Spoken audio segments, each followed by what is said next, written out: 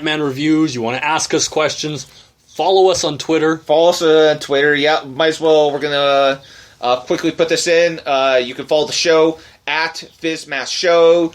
You can follow the captain here. At Real CAPT Fizz. So at Real Captain Fizz. And you can follow me on Twitter at ThatMaskGuy. You also can find us on YouTube, Tumblr, and on Facebook using Captain Fizz and Mask Show. Yeah. Mask Guy Show. So there you go. You can follow us on any of those. Tweet us, questions. Tweet us, comments. If you have questions for us, tweet them out there. We'll answer back. Absolutely. And then one of the other ones will retweet it. So yeah, you get exposure. You get absolute exposure. And if you've been following the show's Twitter account, you know that we've recently started doing birthdays for celebrities within the sci-fi fantasy genre. And we will never do our own birthdays. I can't go off and confirm or deny that. I hate him. Yeah, it's proving to be a lot of work. There's been quite a few. I know on Sunday there was quite a few that had to be done. Yeah. So, but anyways, let's move on. And if you missed any of that, we will go off and we'll repeat it at the end of the show. Going to the new Ghostbusters movie. We're going to start going into the crap of our show.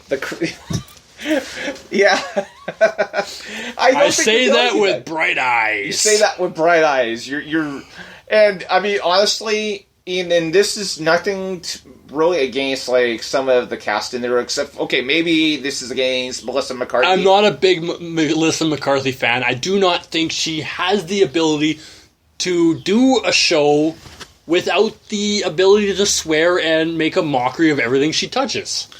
And yeah, she seems to really enjoy that really crass humor, and honestly, I don't really care for it myself that much. So, obviously, if you've been following the whole universe, whatever, they are doing an all-female cast, Ghostbusters. I personally think it looks like crud, but that's besides the point. They are taking everything and flipping on its head. The only bright side to this movie is the cameo of Dan Aykroyd, which obviously means there has to be some sort of good in this movie. Yeah, and I'm not even sure whether or not he's going to be coming back to play his character, Raymond Stancy. Yeah, we have not heard any other reveal about any other guys, just Aykroyd. But, I mean, it's been revealed, the name of the character is Leslie Jones. Is playing Patty Talon. Melissa McCarthy is playing Abby Yates. Kristen Wiig is playing Aaron Gilbert. And Kate McKinnon, thank you, is playing Jillian Holtzman. Yes.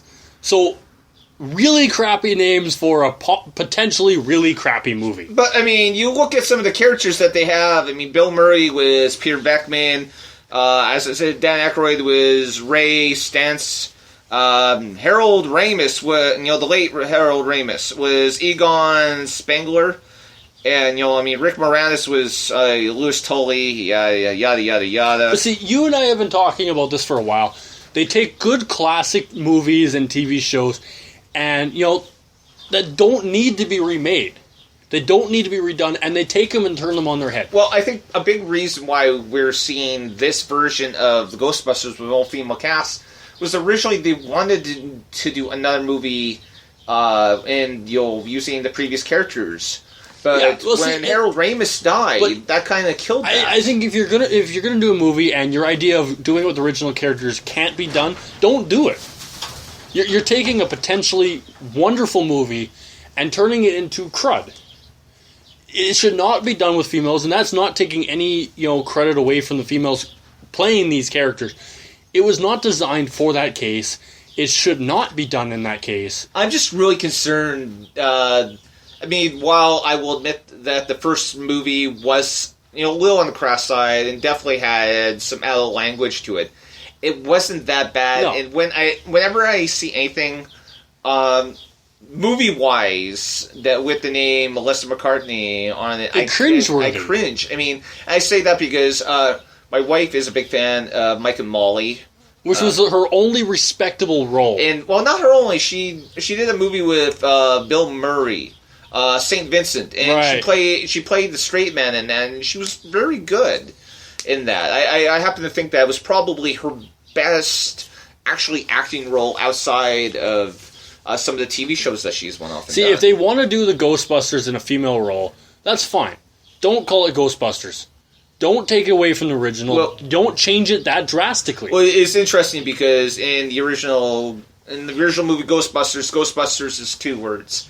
This is actually 1 word, so I think that's how they're slightly getting around all this. It's not enough to make a difference, because we grew up on the original Ghostbusters with the male roles, and and once again, that's not taking the fact that females can't do the same thing. Just don't call it the same movie. And for my case, it's not so much I didn't even care about that. It's just the thought that I'm really concerned that they're going to wreck this. I am too, and that's why I'm so vocal against it. And as I've said many times, I'm not against them acting as the Ghostbuster characters. I'm against them acting under that name. It looks like the same car. The uniforms look like crud.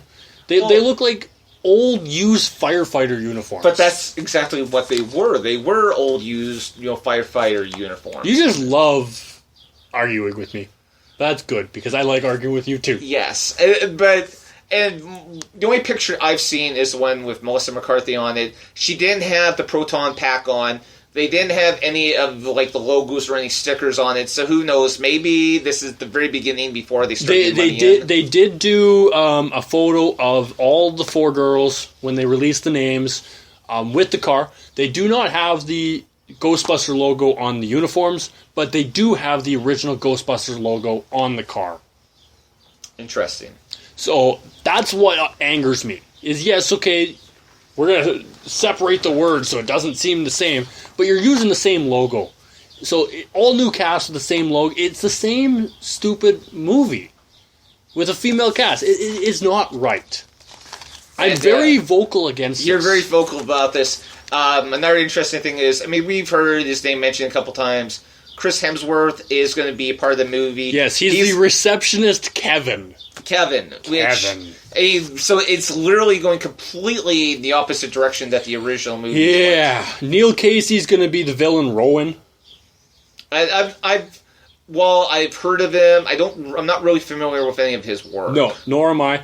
Andy Garcia is going to be the mayor of New York. That could be interesting. Yeah, I'm a fan of his. Michael K. Williams is going to be Hawkins, and Matt Walsh is going to be Rourke. And see, I'm not really sure about Hawkins and Rourke, so I'm not sure where. So, and of course, once again, brief appearance, and yes, it's a brief appearance of Dan Aykroyd. So, who knows what this might be. It doesn't even necessarily mean that he's going to have words. It could just be a who knows? Maybe this is going to be like what they did in the Rundown with The Rock, where he walks into a bar and Arnold Schwarzenegger passes him on the way out and says something along the lines of "good luck." Yeah. So it may be just kind of like passing of the torch. And I still don't agree with that, but I cannot be any more vocal than I already am. And speaking of things that you seem to be very vocal on, they are doing a 6-part miniseries in November for Batman and the Teenage Mutant Ninja Turtles. Now, to those of you growing up with both series, you know that they are nothing alike. But apparently, we have to deal with them being in the same. So it's set in the streets of Gotham. And once again, we're going to go with the whole teleportation series, which seems to be pretty much popular nowadays.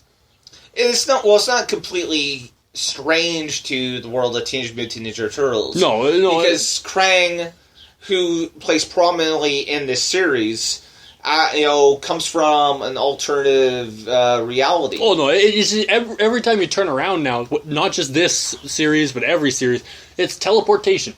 It's this huge momentum swing that we've done the last few years that only a few select people can get right. Now, if they stick with the same people who did it before for the Teenage Mutant Ninja Turtles and not a brand new, then maybe they can get it right this time. You know, they did it perfectly the before. I'm more interested to see how they're going to actually get Batman and the Turtles to work together. Yeah, see, they just don't seem like the perfect pair to be together, to work together. It doesn't make sense to me. Now, hopefully they can somehow, in 6 miniseries, make sense of it to us fans, but I think they have this potential to destroy what we have grown up with. Batman and Ninja Turtles have always been separate. Yes, the cities mirror each other, you know, to a T pretty much. From everything I've understood, I've actually heard that Gotham was actually based, at least in part, off of New York City. Yeah, so, like, and that's not a bad thing, but combining the two in a series, I think it's a huge gamble that may not pay off. Yeah, and hopefully, you know, this won't... If this is successful, I'm really hoping they don't go off and try to do some sort of movie based off No, of it. I agree. I think, honestly, if you're going to do this, stick with what you're doing. Don't go any further. Any further can potentially destroy what you're working on. And this can make or break their series. Yeah, and I guess we'll back up a little bit and kind of explain the whole story behind this. Krang is just kind of frustrated with, you know, the Turtles and Shredder, so figuring the best way to go off and to get rid of them is to send them to another dimension. He ships them off to what ends up to be Batman's Gotham. The mean streets of Gotham. So, you know, it's... And by the end of this, the Turtles will have met several of Batman's... villains. Rogue villains, basically. Rogue villains, yeah. You know, so not only are they doing the Shredder is coming with the Teenage Mutant Ninja Turtles. Now, they're not saying on what role Shredder's going to be in the Gotham. The way it's sounding, and I do not like this aspect of it, that Teenage Mutant Ninja Turtles and Shredder are both going to be working together with Batman. And see, somewhere, I don't know if that's necessarily going to happen. Something tells me the Shredder is going to find some way to team up with some of the other villains. I don't know if necessarily Joker, but I could see him possibly working with someone like the Penguin. And see, I would like that aspect because that would be the true Shredder. Now, if they get Shredder to work with Batman, I'm done right there.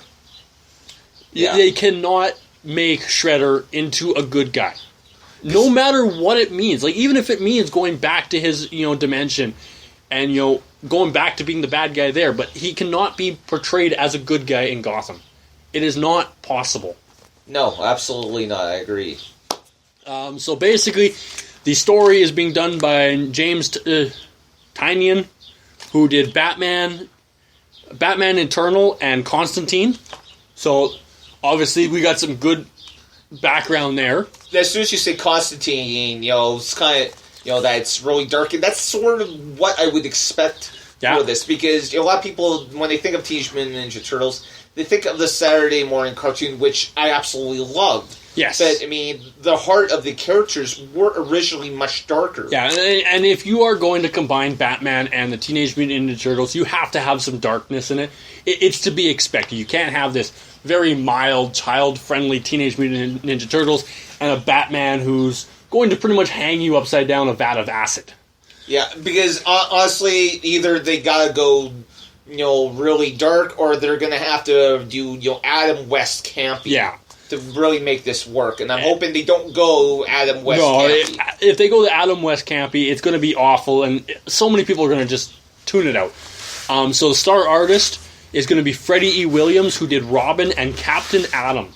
The artwork in both those were unbelievable, so at least we got that one good thing to go. Storyline, hopefully, will be good. The artwork will be phenomenal. Yes. Yeah, I think it's going to...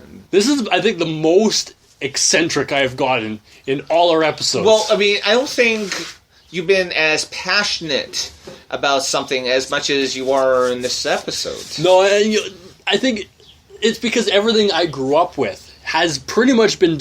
They're trying to destroy this year with the recent stuff they're putting out. They're, you know... I'm happy to see, as we've mentioned in an episode a couple weeks back, I believe it was, the Power Rangers are coming back with a 1990 version comic book, so they at least did something right. Yeah, and I mean, honestly, and I was actually reminded about the stuff with the Power Rangers. I've been going and watching some of the really old episodes